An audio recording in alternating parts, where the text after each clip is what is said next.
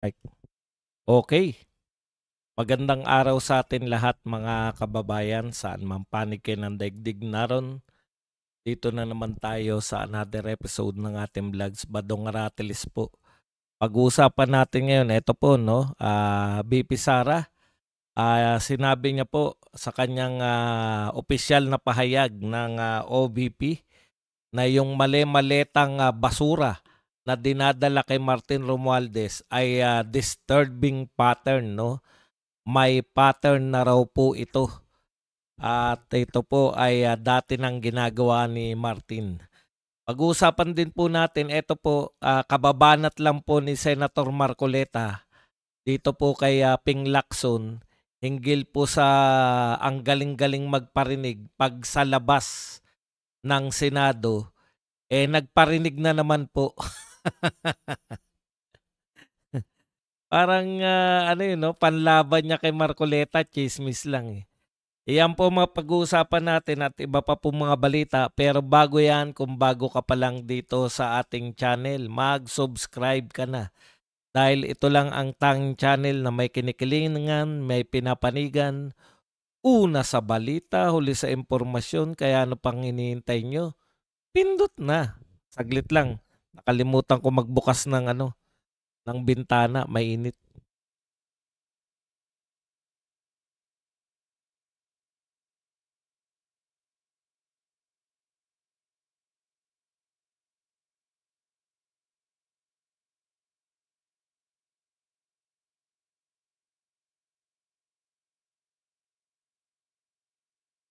Nagbukas tayo ng konting aircon.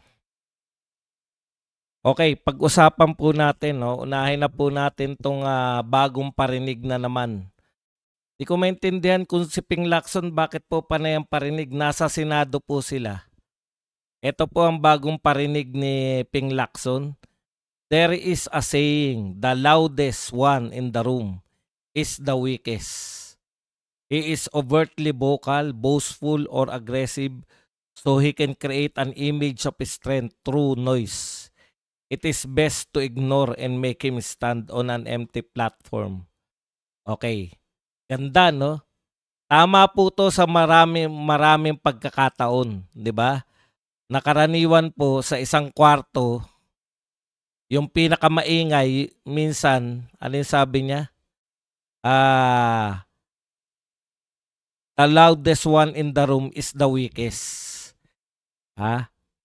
Is overly vocal, boastful, or aggressive. Okay, tama po yan. Pag kayo po sa ibang kwarto, no? Okay, ano po ibig sabihin?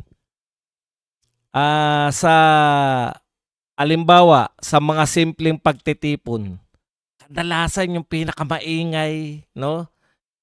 'Di ba? Dinadaan lang po nila sa ingay pero kaya nga sinasabi ko, 'di ba? Pagka tango-tango lang kayo para mapagkamalang kayong may utak.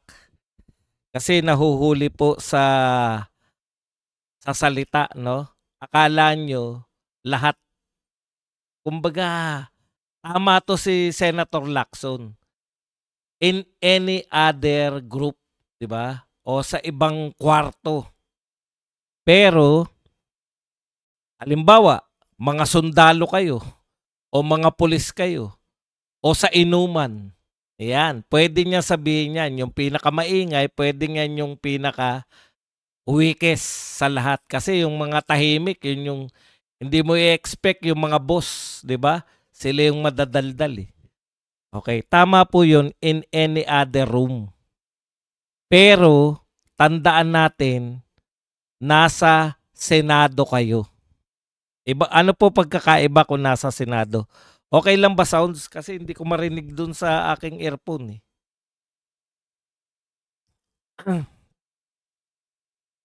Okay. Nasa Senado kayo eh. Salitaan po dyan. Debate po dyan. Hindi po dyan applicable yung pinakamaingay, yun yung weakest. Di po ba? Lalo na kung may sense naman yung sinasabi. Ano po ba trabaho ng mga senador? Makipagdebate, di ba? Makipag-argumento, Argumentative. Kung mambabatas ka, ganyan ang trabaho mo, ipinaglalaban mo eh. Yung mga paniniwala mo, hindi naman to simpleng nasa isang nasa isang pagtitipon, no? Nakadalasan nga, tama yun, in any other room. But in the Senate, hindi po applicable yan. Ibig mo sabihin, kung i-apply natin yan sa Senate, na yung pinakamaingay ay weakest, di ang pinakamatalino sana si Lito Lapid. Di ba? Kasi siya pinakatahimik eh. Di sana, weakest, noong panahon na siya ay senador, weakest senator sana, si Miriam Defensor Santiago. Bakit? Siya pinakamaingay nung panahon niya eh.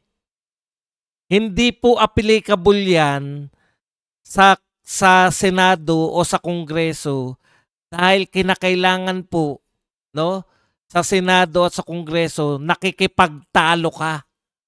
Dahil yan lang po ang tanging bulwagan na binabayaran kayo para marinig namin yung argumento ninyo. Yung mga sa korte, nagtatalo-talo sila doon pero hindi natin pinakikinggan. Dapat sila-sila lang. Dapat sa korte lang, pang-korte lang yung pagtatalo nila. Ito lang po, yung tanging trabaho na kayo ay binabayaran para magkaroon ng argumento. Para yung mga tao nakikita natin na pagkatapos ng argumento, magkakasundo kayo, yung pinakamagandang ideya, maipapalabas nyo at yun yung gagawin nyong batas. No? Hindi po applicable yung sinasabi mo na ang pinakamaingay kadalasan ang weakest sa Senado o sa Kongreso. Dahil ang Kongreso at Senado ay battle of ideas. Paano mo maipaglalaban yung ideya mo kung ikaw ay mananahimik? Kadalasan, ang tahimik sa Senado, yung walang masabi. Kadalasan kaya walang masabi dahil may kakulangan ang kanyang mga argumento. Kaya may kakulangan ang kanyang argumento dahil may kakulangan ang kanyang kakayahan. No? Hindi applicable yan. Di ba? Gustong palabasin ni Lacson ganun eh. Na pag maingay ka, weakest ka eh. Si Miriam Defensor sana pinakabugok na naging senador. Kasi siya pinakamaingay.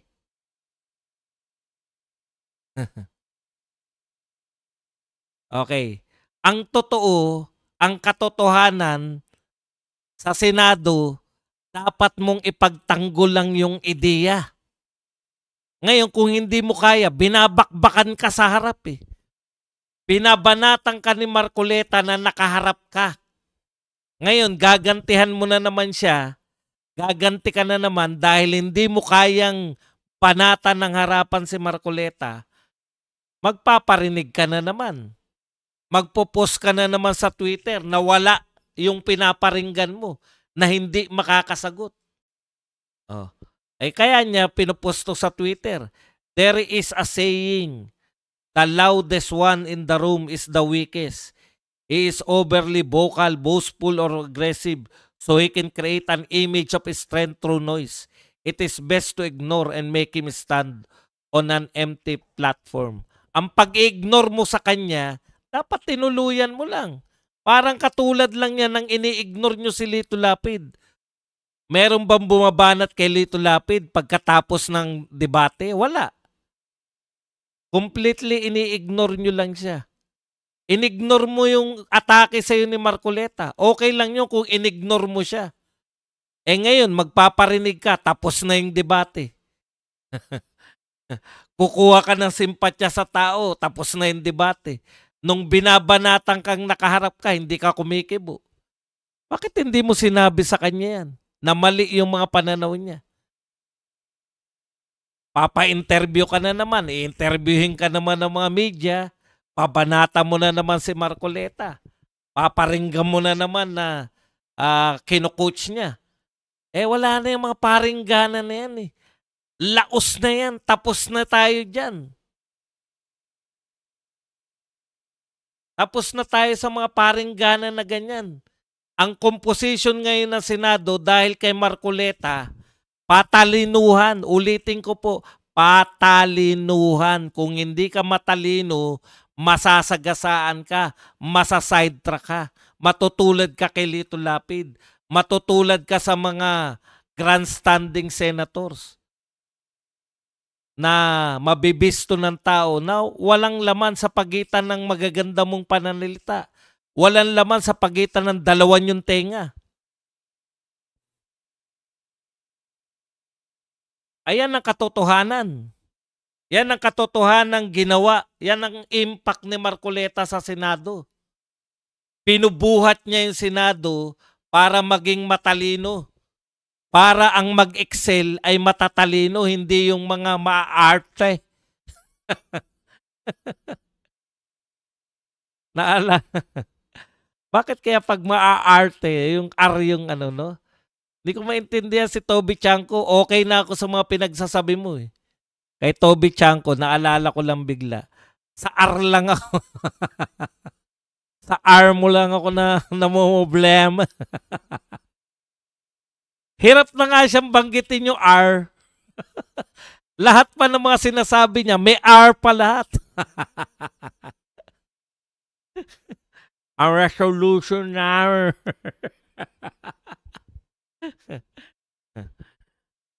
Bakit hindi po kayo sumasagot habang binabanatan kayo? Bakit magpo-post na naman kayo? O interviewin na naman kayo ng mga media? Bida na naman kayo sa interview? Alam nyo ang kagandahan kay Marcoleta, hindi siya natatakot na punahin kayo sa harap. Hindi siya nagpapa-interview. Sabi niya nga, dahil bayaran ng media. Arnold, kumusta? Naniniwala ka ba ron, Arnold? Diba, tagapagtanggol ka? Panatan mo nga si Marcoleta, Clavio. Bayaran daw media. Diba, tagapagtanggol ka ng media, Arnold Clavio?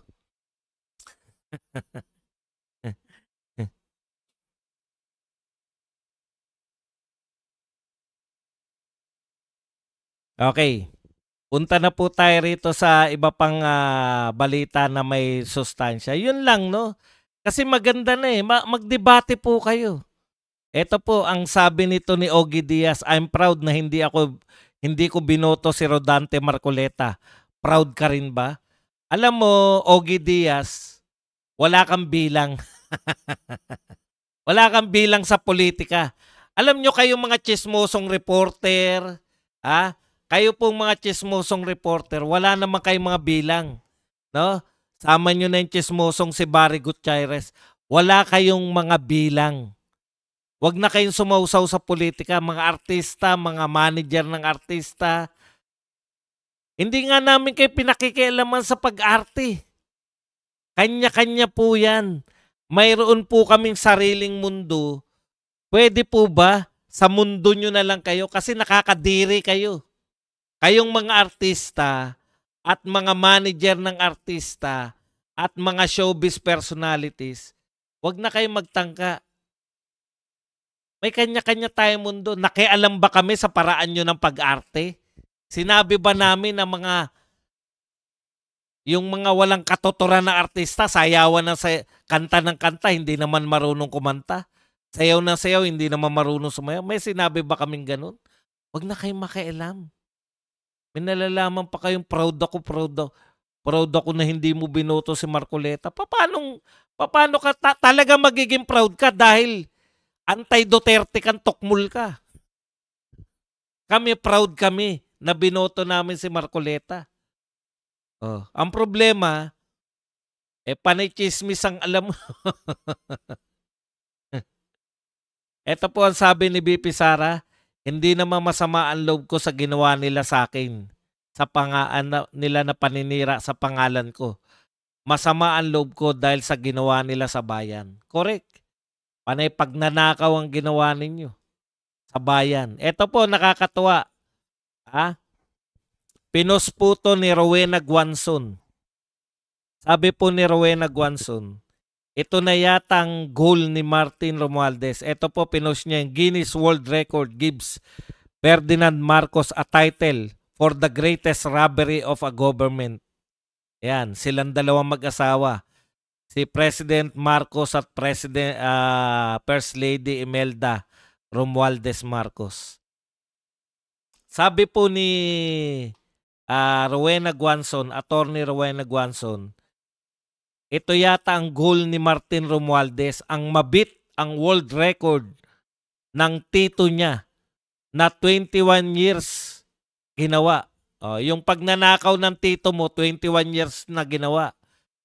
Kay Martin Romualdez, yung kanya, 3 years lang. Yan. Yan ang record ni Romualdez. Dinaig niya yung pagnanakaw ng kanyang tiyuhin sa loob ng 21 years old. 21 years old. Sa loob ng 21 years. No? Sa loob lamang ng 3 taon. Congratulations, Martin Romualdez. Sana po ay kunin na ng Guinness.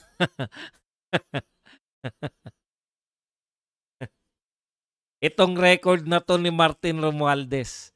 Hindi ako nagsabi niya na si Rowena Guanzon. Alam niyo naman.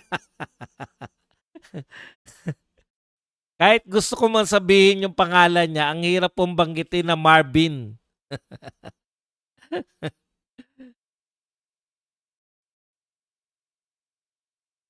Ang yayabang nila dyan sa notaryo na yan. Ngayon, tahimik na sila lahat. Ito pa po, ang isa pa pong nila. Ito po, ang chismosang si Barry Gutierrez. Pinakita niya po yung picture ni BP Sara, kasama po si Senator Jinggoy, kasama po si Senator Joel Villanueva, at kasama po si Senator Chis Escudero. Ang sabi po ng chismosong si Barry Gutierrez, has anyone else noticed that all the incumbent senators accused of receiving kickbacks from flood control corruption are all rallying to VP Sara Duterte? Bakit kaya? Alam mo kung bakit? Kasi chismoso ka, Barry Gutierrez. Bakit hindi mo ipakita yung picture ni Kiko Pangilinan na bumati kay BP Sara? Ibig mo sabihin, magnanakaw din si Kiko? Nagpa-picture din na kumamay pa si Kiko Pangilinan kay BP Sara. Alam mo bakit, chismosong Barry Gutierrez? Alam mo kung bakit nila kinakamayan yan? Vice President kasi yan ng Pilipinas. Ikaw na chismosong Barry ka, senador sila, Vice President ng Pilipinas, natural, igagalang mo yun dahil pangalawa sa pinakamataas yun. Ikaw kasi, ang papel mo lang chismosong Barry Gutierrez. Kaya nagtataka ka bakit sila nagpapapicture. Lahat nagpapapicture. Alam mo ba yun? Pumunta ka sa Davao, pumunta ka, pila. Alam mo kung kahit sa mapunta si BP Sara, sanay na si BP Sara na yung mga tao magpapapicture sa kanya. Pila. Di mo naintindihan, no? Kasi chismoso lang ang alam mo eh. Pumipila po ang mga tao para makapagpapicture kay BP Sara. Kasi sila, yung amo niya, wala nagpapapicture. Kawawa naman. Kaway ng kaway. Chismosa yan, si Barry Gutierrez. Hindi yan chismoso, chismosa. Hindi niya naintindihan. Pumipila po ang nagpapapicture kay BP Sara. Hindi po kasalanan ni BP Sara kung yung nagpapicture sa kanya magnanakaw. Wala po siyang, alam nga naman, tanggihan mo yun. Oy, magnanakaw ka, hindi ka pwede. Hindi ako pwede magpa-picture sa'yo. Nasa Senado siya eh. Tanga nito. Kahit sinong senador magpapa-picture sa kanya. Kahit magnanakaw pa senador na yan. Ubo mo. Yung amo mo kasi kaway lang na kaway eh. kahit walang tao, pareho yung amo niya si Lenny tsaka yung amo niya ngayon na si BBM, parehong kumakaway sa kawalan. Kasalanan ba ni VP? Pakita mo rin dapat na si Kiko may picture din ni ano. Oh, ganyan lang sila yan na yung, alam mo niyo sa kanila importante yung picture eh. Pag may nagpa-picture, ayan, kasabwat ka na kasi may picture ka. Alice Go pala tsaka si Tatay Digong may picture oh. Kasabwat si Tatay Digong, puta nagpa-picture lang. Presidente yung tao, nagpa-picture, dumayo kayo para magpa-picture tapos kasabwat agad. Buong puta. Okay. Eto na po, punta na po tayo rito sa pahayag ng ating Vice President Sara Duterte.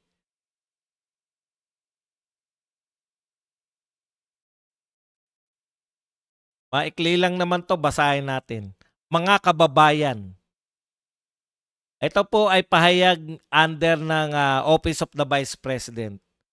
Nung ako'y tanungin kaninang umaga kung naniniwala ba ako sa mga pahayag ukol sa sangkatutak na mga maleta ng perang hinahatid umano sa bahay ni Martin Romualdez, ang naging sagot ko ay oo. Sapagkat ito ay tugma sa mga napabalita na noong pagtanggap niya ng suhol.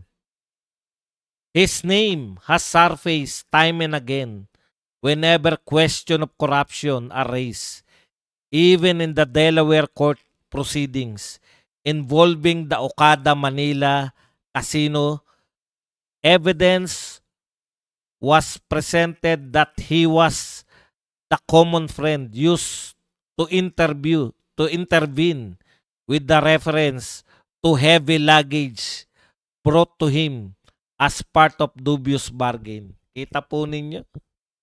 Noon pa, no? Noon pa talagang involved na yan si Martin Romualdez sa heavy luggage. Oh, maleta po sa Tagalog yung luggage. Kaya mahilig talaga sa maleta to si Martin Romualdez eh.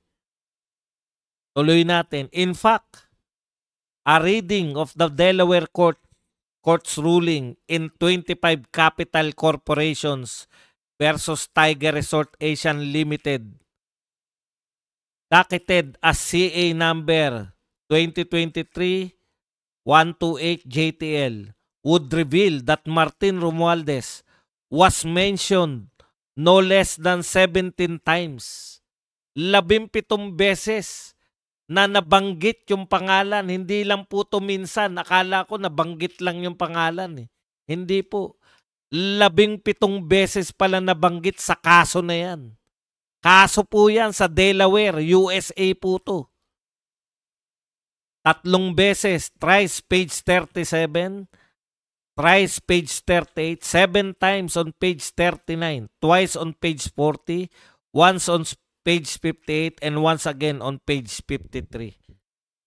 17 beses po nabanggit yung pangalan ni Romualdez doon po sa Delaware case. In sum, the court refused to be swayed by the implausive claim that the heavy luggage delivered to Martin Romualdez only contained documents. So hindi po naniniwala yung korte na yung malalaking maleta na dinala kay Martin ay mga dokumento lamang. Dami naman dokumento nun, maleta, 48 kilos bawat isa. Tuloy po natin. These are not mere coincidence. Hindi po ito nagkataon lamang. They form a disturbing pattern. Ito po ay mayroong disturbing pattern. Meron pong karimari-marim na pattern. Meron pong karimari-marim na pagmumuka si Romualdez. At itong disturbing pattern na ito ang nagbibigay ng kredibilidad sa testimonya ni Sergeant Gutesa ukol sa mga maleta ng basura na inihatid kay Martin Romualdez linggo-linggo. Yan po ang pagpapatunay, no, na hindi po nagsisinungaling si Gutesa kasi noon pa man mahilig na sa maleta si Martin Romualdez. Mahilig nang tumanggap ng mali-maletang kwalta. I have repeatedly questioned the judgment of President Ferdinand Marcos Jr. in choosing Martin Romualdez as Speaker of the House of Representatives. Kino-question niya na noon pa, paulit-ulit. Noong bati pa sila ni Marcos Jr., paulit-ulit niyang kino-question yung judgment na italaga si Martin. Bakit po? Dahil si Martin nga po ay matakaw. Speaker of the House of Representatives, especially after the Delaware court ruling was issued.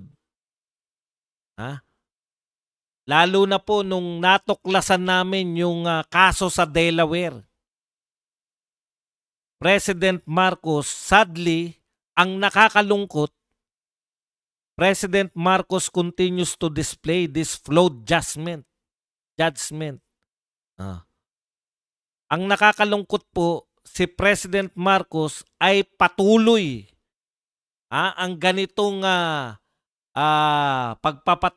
nagpapatuloy po yung kanyang flawed judgment. Palpak na pamumuno. By merely changing the leadership in both houses of Congress while keeping a stranglehold on the flood control probe through the creation of what is supposed to be independent commission on infrastructure that is clearly under his control. Kita nyo? Na ang kanya pong nagpapatuloy po yung kanyang palpak na pamumuno sa pamamagitan ng pagpapalit lamang ng mga tauhan diyan sa Senado at sa HOR. At habang nagtayo ng ICI na under naman niya.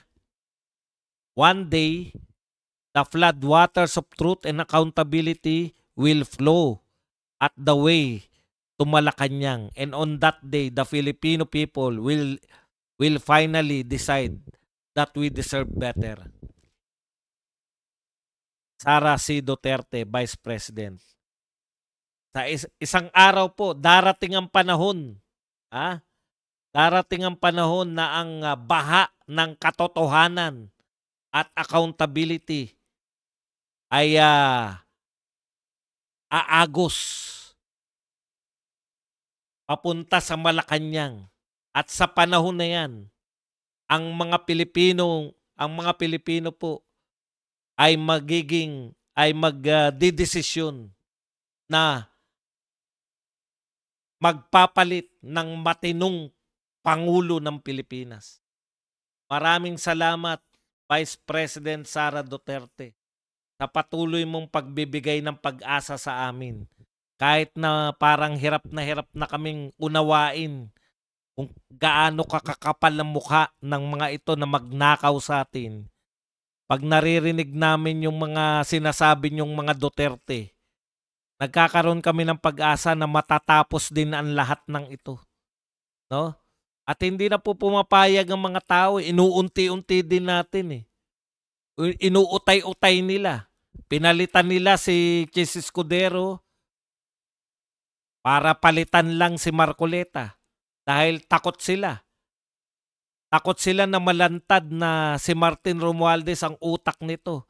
At hindi po, kita nyo po unti-unti, di ba? Diskaya muna. Na-realize natin, Diskaya tsaka tong mga engineer, hindi lang pang Bulacan ito. Pambuong bansa tong problema na to. Ano po sumunod? Hindi lang po ito ay DPWH at mga kontraktor. Ito po ay ang pinakautak nito, yung mga may control ng budget, mga congressman at senador.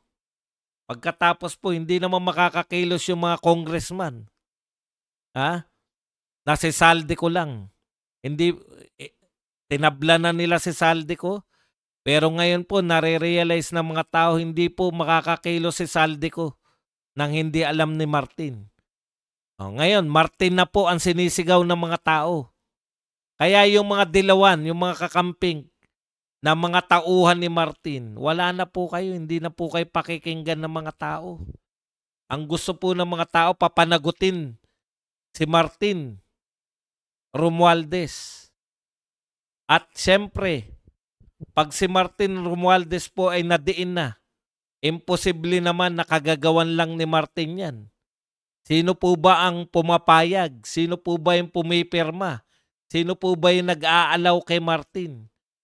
Ang problema po, yung pinakaugat po ng lahat ng ito, yung pong pumapayag na manalasa ang mga tirador na katulad ni Martin at ni Saldico, gusto pang lumabas na siya pabida.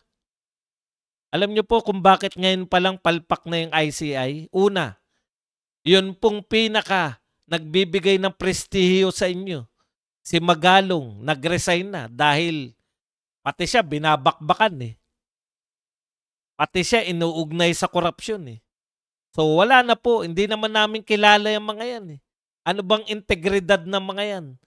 Sasabihin nyo, dating DPWH Secretary ni Pinoy, ano bang kredibilidad meron yung mga tauhan ni Pinoy?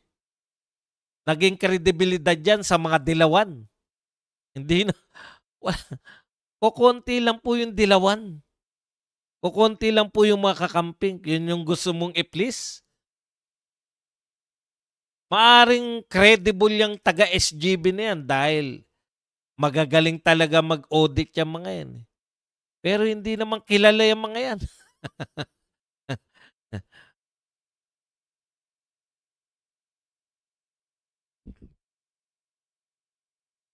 Hindi naman po yan. Kaya po, eto, hindi po makukontento ang mga tao. Hanggat si Saldico ay hindi nyo mapabalik sa Pilipinas, hanggat si Martin, pag binanatan mo, babanatan ka lang din. Hanggat si Martin ay marami nagtatanggol na media, mahiya naman kayo mga bayarang media. Yan na tawag sa inyo ni Marcoleta, bayarang media. Nakakahiya kayo. Lantad-lantaran na kung makabanat kayo kay BP Sara kahit walang ebidensya, yung 11 days pa lang binabanatan nyo na si BP Sara eh. Eto, trilyon na to. Ni hindi nyo mabanggit yung pangalan ni Martin Romualdez, antindi nyo. Ganun kakapangyarihan niya, ganun kayo katakot. Yung mga tuta niya sa Senado, hindi nyo pa ba papalitan yan? Talagang susunod-sunod kayo dyan? Yan pong mga kakampi ni Tutasen ngayon, tandaan nyo po lahat yan. Wag nyo po iboto yan magpakailanman, magpasawalang hanggan. Hanggang ngayon na lang sana yan. Kasi tuloy-tuloy lang po yung pagtatakip nila. Tignan po ninyo, Martes na ngayon. Wala pang balita kung kailan uli ang hearing. Tinatansya nila kung magagalit ang tao pagka pinatigil na nila eh. Sa totoo lang, matagal na pong in-announce ni Tito Soto na ititigil na nila hearing. Kaya lang napasubo na to si Lacson eh. Kasi si Lacson nagpapanggap na anti-corruption. Napasubo siya, may anti-corruption ba na ipatitigil mo sa gitna ng kalalantad pa lang ng nagtuturo kay Martin eh. Ipapatigil nyo na. Mapapasubo talaga kayo. Yan pong sumuporta kay Tuta Soto. Lahat po yan, wag nyo nang iboto yan. Kasi yan po ang sumisira sa Pilipinas. Yan pong tambalan na yan ng dalawa, tsaka yung mga supporter nila.